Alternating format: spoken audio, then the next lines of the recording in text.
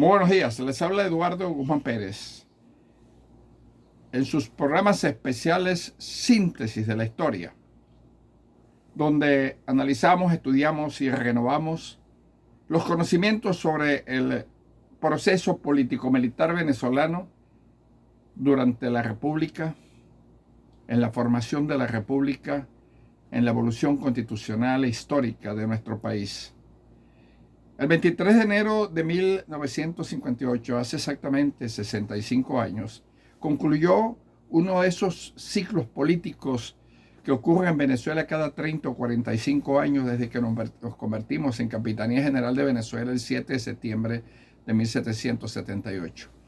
De tal manera que cada 30 años en Venezuela ocurre un cambio generacional en la conducción del aparato político del Estado, de la República, del control de la sociedad, que va orientado siempre a los pensamientos de esa clase política en el entendido de la concepción de la democracia y de la constitución de lo que somos como país, como nación, como república, como Estado y como pueblo.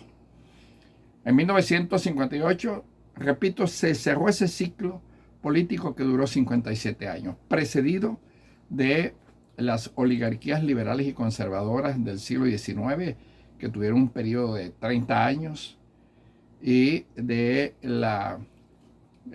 lo que los venezolanos conocemos como la Revolución Andina, que fueron 57 años de gobiernos, donde los andinos, con su concepción de país, de familia, de la política, del Estado y de las Fuerzas Armadas, condujeron el país a lo largo de esos 57 años que arrancan con la Revolución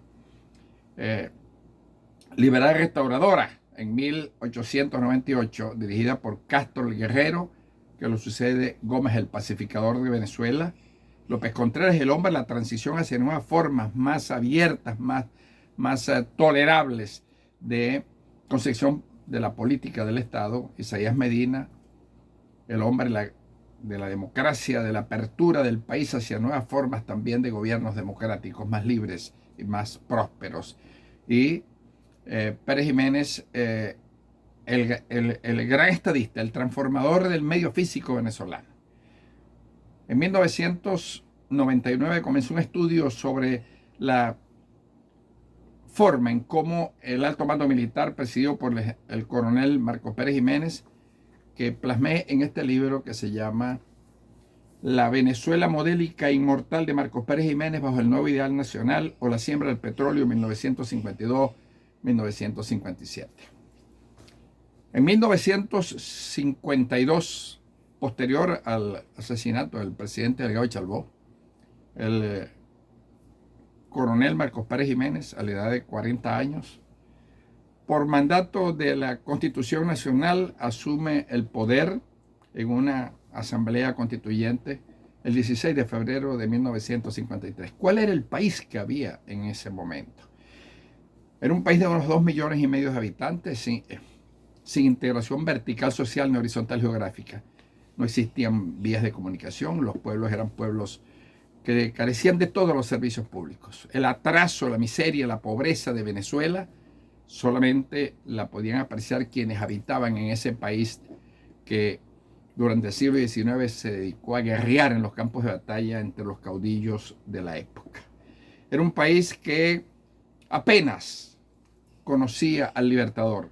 Solamente en 5 plazas de Venezuela existía la imagen del Libertador Simón Bolívar. Ese es el país que recibe al presidente Pérez Jiménez. Un país con una expectativa de vida del pueblo de 47 años, plagado de enfermedades, de endemias, de pandemias. Y en una jornada extraordinaria, bajo la concepción de país, de pensamiento de país, de entendimiento de que teníamos que salir de ese inmenso atraso que, a pesar de todo, los presidentes López Contreras y Isaías Medina Angarita le dieron cierto inicio al mejoramiento de la calidad de vida del venezolano.